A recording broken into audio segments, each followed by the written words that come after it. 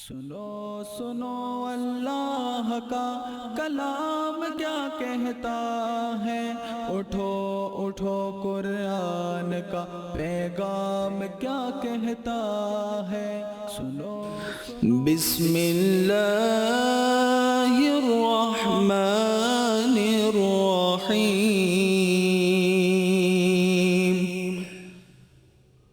یا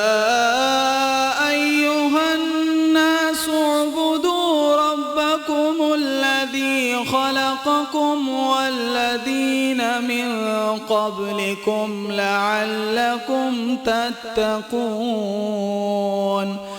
بسم اللہ الرحمن الرحیم یا ایہا اے الناس لوگو اعبدو عبادت کرو ربکم اپنے رب کی الذی جس نے خلقکم تمہیں پیدا کیا اور الذین جو من سے قبلکم تم سے پہلے لعلکم اس امید پر کہ تم تتقون پرہیزگار بن جاؤ۔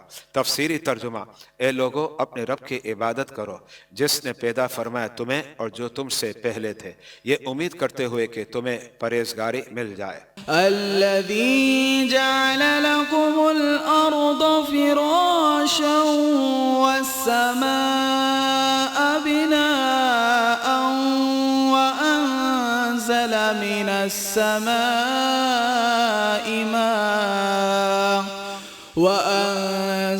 من السماء ماء فأخرج به من الثمرات رزقا لكم فلا تجعلوا لله أندادا وأنتم تعلمون۔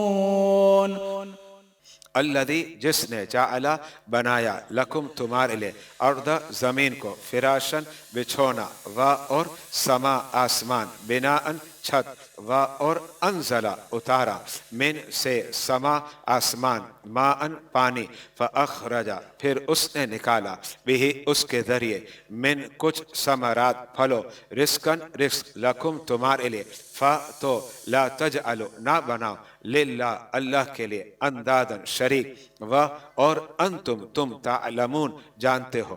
تفسیری ترجمہ اس انداز میں ہوگا: اور جس نے تمہارے لئے زمین کو بچھونا اور آسمان کو چھت بنایا اور آسمان سے پانی اتارا تو اس سے کچھ پھل نکالے تمہارے کھانے کو، تو تم جان بوجھ کر اللہ کے شریک نہ بناؤ۔ معزز و محتشم سامعین و ناظرین، الحمدللہ سورہ بقرہ کی 2 رکوع مکمل ہو چکے۔ آج سے تیسرے رکوع کا آغاز ہوگا۔ جناب، اگرچہ قرآن کی دعوت تمام انسانوں کے لئے عام ہے، مگر اس دعوت سے فائدہ اٹھانا یا نہ اٹھانا اپنی آمادگی پر اور اس آمادگی کے مطابق اللہ کی توفیق پر منحصر ہے۔ لہذا پہلے انسانوں کے درمیان فرق واضح کر دیا گیا کہ کس قسم کے لوگ اس کتاب مقدس کی ہدایت سے فائدہ اٹھا سکتے ہیں اور کس قسم کے نہیں اٹھا سکتے۔ اب ان آیات میں اسلام کے بنیادی مقاصد یعنی توحید، صداقت قرآن اور حقانیت نبوت وغیرہ پر ایمان لانے کی دعوت دی جا رہی ہے۔ آج ہمارے درس قرآن کا انتخاب سورہ بقرہ دوسرے رکوع کی آیت نمبر 21 اور 22 ہے۔ دونوں آیات میں بنیادی طور پر 5 چیزیں مذکور ہیں: اللہ تعالیٰ کی خالقیت، ربوبیت، اس کی عبادت کرنا، نعمتوں کا تذکرہ اور اس کا شریک کسی کو نہ ٹھہرانا۔ معزز و محتشم سامعین و ناظرین، اسلام چونکہ کسی خاص قوم، ملک اور وقت کا دین نہیں بلکہ تمام اولاد آدم کا تا قیامت دین ہے۔ اس لئے خالق کائنات کی جانب سے خطاب کا انداز یا ایہا الناس سے ہے، جس کا مطلب ہے اے انسانوں، یعنی آنے والا پیغام تمام انسانوں کے لیے ہے اور وہ پیغام عبادت کرنے کا ہے، لیکن مسلمانوں کے لیے ڈائریکٹ ہے اور کفار کے لیے ایمان لانے کے بعد، چونکہ جب تک کافر ایمان نہیں لاتا اس وقت تک عبادت کا مکلف نہیں بنے گا۔ اگر آپ کسی ہندو مجوسی کو نماز پڑھنے کا حکم دے تو وہ کیا جواب دے گا؟ یہی نا، ہمارے مذہب میں نماز نہیں، نماز تو آپ کے مذہب میں فرض ہے، ہم مسلمان تھوڑی ہیں۔ معزز و محتشم سامعین و ناظرین، خالق کائنات کے اس فرمان میں واضح کر دیا نیک اعمال کرنا یہ عبادت ہے، لیکن خود نیک اعمال پرہیزگاری نہیں، پرہیزگاری سے میری مراد خدا کے قریب ہو جانا، جس کو ہم آسان لفظوں میں کہتے ہیں مرتبہ ولایت۔ ہاں، عبادات، نماز، روزہ، زکوٰۃ اور حج وغیرہ، یہ تمام خدا کے قرب کا وسیلہ عظمیٰ ہے، اور اصل مقصود خدا کے قریب، نزدیک اور محبوب بننا ہے۔ اسی کا نام پرہیزگاری اور اسی کا نام ولایت ہے۔ جناب یہ بات دہ نشی فرما لے، اللہ تعالیٰ کسی کی محنت کو رائگاں نہیں کرتا۔ جب بندہ اس کی عبادت میں مشقتیں جھیلتا ہے تو رب اسے اپنا قرب دے ہی دیتا ہے، لیکن شاد و نادر ایسا بھی ہو سکتا ہے کہ اللہ اسے اپنا قرب نہ دے، کیونکہ ولایت رب کے احسان پر منحصر ہے۔ یہ بات سمجھانے کے لیے آپ کے سامنے ایک چھوٹی مثال پیش کرتا ہوں۔ محکمہ موسمیات والے وہ بادل جو پانی سے بھرا ہوا کسی مقام سے گزر رہا ہوتا ہے تو کہہ دیتے ہیں اس مقام پر بارش ہوگی، لیکن ان کی یہ پیشن گوئی ہر بار درست نہیں ہوتی، اس لیے کہ بادل کا برسنا خدا کی مشیت پر موقوف ہے۔ رب چاہے تو بارش ہو جائے، نہ چاہے تو نہ ہو۔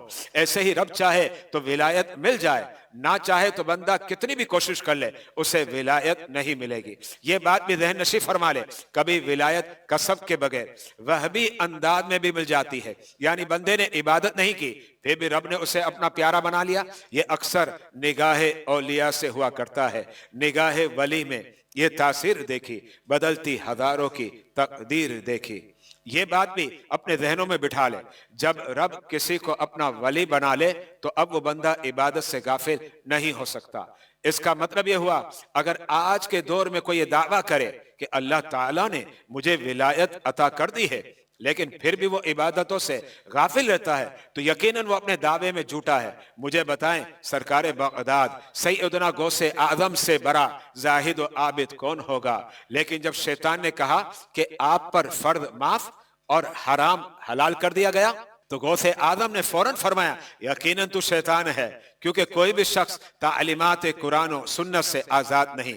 اس بات کو اپنے ذہنوں میں بٹھا لے، پرکھنے کا پیمانہ اور کسوٹی قرآن و سنت ہے۔ جس شخص کو ہم نے دیکھا قرآن و سنت پر عمل کر رہا ہے، قسم خدا کی وہ ہمارے سر کا تاج، آنکھوں کا نور اور دلوں کا سرور ہے۔ آئے افسوس، دل خون کے آنسو روتا ہے کہ آج مزارات اولیاء پر ڈول ڈماکے، ناچ گانے عام ہوتے ہوئے نظر آ رہے ہیں۔ ایسی خرافات کرنے والے لوگ ہوش کے ناخن لے، ایسی خرافات کا اسلام سے کوئی تعلق نہیں۔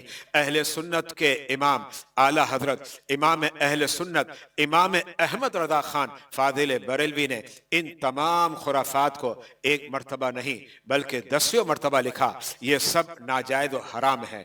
ہاں، مزارات اولیاء پر جائیں، تلاوت قرآن و دروشی پڑھ کر ایصال ثواب کر کے رب ذوالجلال کی نعمتیں حاصل کرے۔ اللہ تعالی عمل کی توفیق عطا فرمائے۔ معزز و محتشم سامعین و ناظرین، اللہ تعالیٰ سورہ بقرہ کی آیت نمبر 21 میں اپنی خالقیت و ربوبیت اور آیت نمبر 22 میں دیگر نعمتوں کو ذکر کر کے یہ بتانا چاہتا ہے کہ یہ سب کچھ میری عطا سے ہے، اس لیے صرف میری عبادت کرو۔ اگر میں کرم نہ کرتا تو تم فنا کی دنیا سے وجود کی دنیا میں کیسے آتے؟ تمہیں پیدا کر کے تمہیں آرام و آسائش اور حیات و بقا کے سارے سامان فراہم نہ کرتا، صرف تمہیں پیدا کر کے چھوڑ دیتا، اپنے لطف و عنایت سے تمہارے رزق اور آسائش کا انتظام نہ کرتا تو تم پیدا ہوتے ہی ہلاک ہو جاتے۔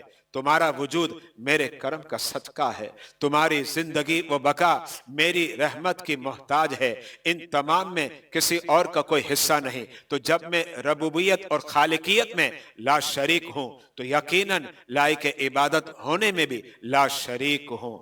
اللہ تعالیٰ کی بارگاہ میں دعا ہے ہم سب کو صحیح معنی میں قرآن و سنت پر عمل کرنے کی توفیق عطا فرما، آمین۔ اٹھو اٹھو قرآن کا۔ اس سلسلے کو آپ حضرات دیکھ سکیں گے ہمارے یوٹیوب چینل وسیم ضیائی اور ہمارے فیس بک پیج مرکز العلوم پر، اور مزید اسلامی معلومات اور دینی کتابوں کے لیے وزٹ کریں ہماری آفیشیل ویب سائٹ www.wasimziai.com۔